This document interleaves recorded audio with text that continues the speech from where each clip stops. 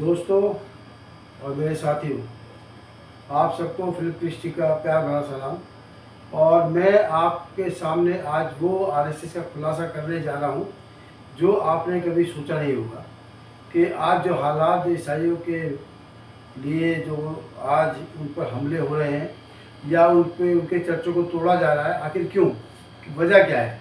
तो ये ऐसी किताबें हैं जो वो छाप कर ये अपने कार्यकर्ताओं को देते हैं, उनका माइंड वॉश करते हैं और उनको ये बताते हैं, जैसे कि आप इस किताब को देख रहे हैं, इस पर लिखा है धर्म परिवर्तन के दांव पेचों से सावधान। इस किताब का नाम है धर्म परिवर्तन के दांव पेचों से सावधान। तो ये किताब पूरी ही झूठ पर आधारित है और ऐसी किताबों को, ऐसे लिटरेचर को पढ़कर जो आरएसएस का कार्यकर्ता है, बजरंग दल का कार्यकर्ता है, विश्व हिंदू परिषद का कार्यकर्ता है, वो भड़क उठते हैं। उनको सच्चाई का बोध नहीं होता कि असल में सच्चाई है क्या। तो मैं आपको ये, जैसे कि आप देख रहे हैं इस किताब को, अब मैं बता देना चाहता हूँ कि इसके अंदर लिखा क्या है। इसके अंदर एक पेज नंबर 17 है, क्योंकि मैं ज़्यादा तो नोट नहीं पढ़ पाऊँगा। अब इस पर लिखा है शिक्षा एवं ईसाई विद्यालय। ईसाइयों का शिक्षा क्षेत्र से संबंधित तथाकथित सेवा कार्य हिंदुओं की भावी पीढ़ी को धर्मांतरित करने के लिए रचा गया षड्यंत्र है। यह षड्यंत्र गत 2 शतकों से कॉन्वेंट विद्यालयों के माध्यम से जारी है। इन विद्यालयों में ईसा मसीह ही तारनहार है, ईसाई धर्म सर्वश्रेष्ठ है, ऐसा बताकर हिंदू विद्यार्थियों का बुद्धि भेद ब्रेन वॉश किया जाता है।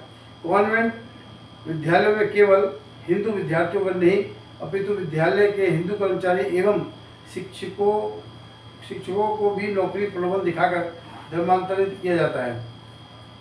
तो ये वो लिटरेचर है, ये वो चीज़ें हैं जो ये इन तथाकथित किताबों में डालकर लोगों को भड़काते हैं और देश में अशांति का माहौल पैदा करते हैं। अभी मैंने सिर्फ आपको एक छोटी सी बात बताई है, इस किताब में सिर्फ जहर भरा है ईसाई और मुसलमानों के लिए। अभी जैसे मैंने सिर्फ विद्यालय की बात करी है, हालांकि बहुत सारी पूरी किताब हम लोगों के विरोध में है ये। अभी जो विद्यालय की बात इसमें कही गई है, आप इनसे ये पूछो कि हमारे ईसाई बने होते, मगर ऐसा कुछ भी नहीं है। हमारे स्कूलों से बच्चा पढ़कर 12-13 साल पढ़ने के बाद जब वो बाहर जाता है तो वो हिंदू का हिंदू ही रहता है, उसका कोई धर्म परिवर्तन नहीं होगा।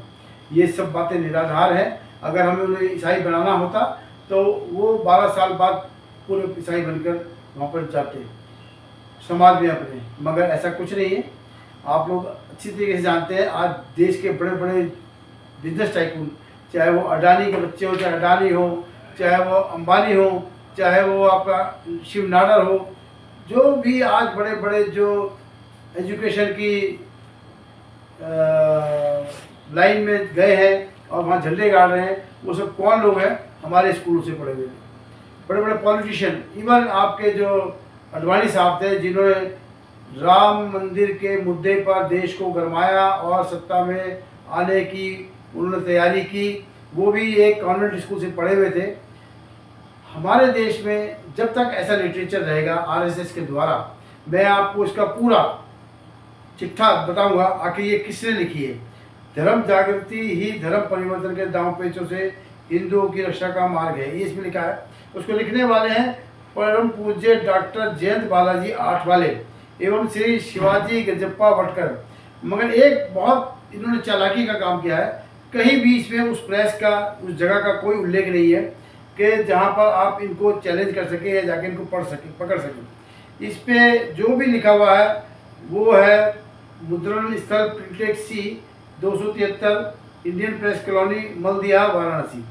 हमने इसके ऊपर कई दफ़ा कोशिश करी बात करने की, लोगों से मिलने की, मगर अभी तक हमें कोई इसका स्थान का ज्ञात नहीं हो पाया, क्योंकि ये वो लिटरेचर है, ये वो चीज़ें हैं जो लोगों को भड़काकर इस देश में अशांति फैलाना चाहते हैं।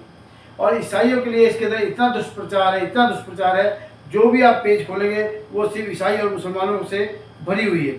अभी जैसे कि अब मैं आपको एक छोटा सा बताता हूँ कि अभी इसमें लिखा है व्यक्तिगत संपर्क, यानी कि ईसाई लोग कैसे व्यक्तिगत संपर्क करते हैं।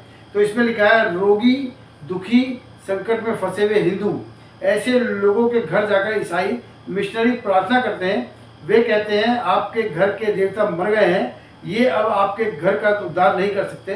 उद्धारकर्ता केवल मसीह है। उनका चित्र कुछ दिन के लिए अपने घर में लगाइए। उस घर की समस्या अथवा सामान्य रोग यथा समय घटने पर अथवा सदा के लिए दूर होने पर उन हिंदुओं में अंधविश्वास बढ़ाकर उनका धर्म परिवर्तन किया जाता है। इस तरीके की बातें ये इन किताबों में हैं। और ये जो एकाएक जो आप कहते हैं कि पिछले 10 साल में ये घटनाएं हम पर बढ़ी हैं, ऐसा नहीं है। ये घटनाएं पहले भी बढ़ी थी। उस वक़्त भी जो है 2004 में अटल बिहारी वाजपेयी का शासन था। 1998 में उनकी सरकार बनी। 6 साल उन्होंने राज किया। उस समय सोशल मीडिया नहीं था, तो सोशल मीडिया ना होने के कारण हमें पता नहीं चलता था कि हमारे लोगों पर क्या अत्याचार कहाँ कहाँ हो रहे हैं। कभी कोई घटना कहीं आ जाती थी भूले भटके, वो भी हमें जो है उसका पूरा पता नहीं हो पाता था। मगर सोशल मीडिया के आने से ये सब चीज़ें हमें पता लगने लगी और उस 6 साल के पीरियड में भी इसी प्रकार की घटनाएं बढ़ी। और आज जब से मोदी साहब बैठे हैं, आरएसएस के द्वारा समर्थित, आरएसएस के द्वारा उनको जो है प्रधानमंत्री का पद दिलाया गया, क्योंकि वो एक प्रचारक थे। और इसमें पूरी आरएसएस की एक पूरी टीम काम कर रही थी, देश में लेके ओवरसीज तक के प्रधानमंत्री अगर कोई बनेगा तो मोदी बनेंगे। क्योंकि आप जानते हैं जैसा कि अडवाणी साहब इस पद के प्रबल उम्मीदवार थे, मगर उनकी मैं एक बात कहूँगा, चाहे वो अटल बिहारी वाजपेयी हो चाहे हमारे अडवाणी साहब हो, उनके अंदर फिर भी इतना कट्टरपंथ नहीं था। हाँ था, किसके लिए था? राम मंदिर के लिए। क्योंकि उनको लगता था कि राम मंदिर का ही जब ताला खुला है तो इसकी चाबी जो है हमें सत्ता तक पहुंचाएगी। यह अलग बात है कि राजनीतिक तौर पर उन्होंने अपने फायदे के लिए जो भी देश के अंदर हल्ला मचाया, राम मंदिर के नाम पर लाखों करोड़ों हजारों करोड़ रुपए की लूट हुई, ये सब एक राजनीतिक हिस्सा था। मगर अब तो पूरी राजनीति जो है धर्म पर आधारित है। और ये धर्म पर ऐसे आधारित है कि और जो धर्म के लोग इस देश में मानने वाले, उन पर बेहुदा तरीके से बड़े जघन्य अपराध हो रहे हैं। उनको मारा पीटा जा रहा है, मॉब लिंचिंग हो रही है। इस प्रकार की घटनाएं पहले नहीं थी। अचानक इस 10 साल में ऐसा क्या हुआ कि घटनाएं एकदम बढ़ी, चाहे वो मुस्लिम हो, चाहे वो सिख हो, चाहे वो ईसाई हो। तो इसके पीछे आरएसएस की मंशा, उसके साथी संगठन, क्या सरकार को नहीं पता कि देश के अंदर इतने बड़े पैमाने पर जो है ईसाइयों को मारा पीटा जा रहा है और मुसलमानों को मारा पीटा जा रहा है, उनसे जय श्री राम कहलाया जा रहा है। सरकार को सारी खबर है, इंटेलिजेंस की रिपोर्ट सब सरकार को मिलती है। उसके बावजूद ये सरकार कुछ भी कर पाने में असमर्थ है। क्यों? क्योंकि ये सरकार तो सिर्फ एक चेहरा है। असल में प्रधानमंत्री के रूप में आप जिस इंसान को देखते हैं वो एक आरएसएस का प्रचारक है और आरएसएस की ज़मीन उसने तैयार कर उनको दे दी है। और आज जो देश में आप देखते हैं कि भारतीय जनता पार्टी की सरकार है, वो भारतीय जनता पार्टी की सरकार नहीं, आरएसएस की सरकार है। इतने बड़े जघन्य अपराध इस देश में हो रहे हैं, रात और दिन उसकी न्यूज़ होम मिनिस्टर को है, होम अफेयर्स को है, मगर इसके बावजूद उन संगठनों के ऊपर कोई बैन नहीं लगाया जा रहा, उनको किसी चीज़ के लिए मना नहीं किया जा रहा। खुलेआम इनकी गुंडागर्दी हर प्रांत के कस्बों में, गाँवों में हो रही है। ऐसा क्या है कि सरकार उनके ऊपर नकेल नहीं कस पाई है? इसका मतलब सीधा सा ये है कि सरकार की मौन स्वीकृति है। सरकार खुद चाहती है कि देश में दंगे हो, ताकि जो 2024 के चुनाव आने वाले हैं, उस 2024 के चुनाव में इस तरह की अफरा तफरी फैले पूरे देश के अंदर कि हिंदू के नाम पर जो एक राष्ट्र की परिकल्पना की जा रही है, लोगों में धार्मिक भावनाएं भड़काई जाएं और उसको जो है वोटों के अंदर तब्दील किया जाए, ताकि 2024 में फिर दोबारा प्रधानमंत्री मोदी आरएसएस के चेहरे के रूप में बैठें और उसी तरीके से कट्टरपंथी, जिस तरीके से पिछले 10 साल से राज करते आ रहे हैं, कट्टरपंथ लोग फिर 5 साल के लिए चुने नहीं जाएंगे। मैं तो ये कहूँगा, यहाँ तक कहने के लिए मैं तैयार हूँ कि अगर ईवीएम को हटाकर अगर बैलेट पेपर से चुनाव होता है तो मैं शर्तिया कहता हूँ ये सरकार सेंटर में क्या किसी प्रदेश में नहीं आ पाएगी।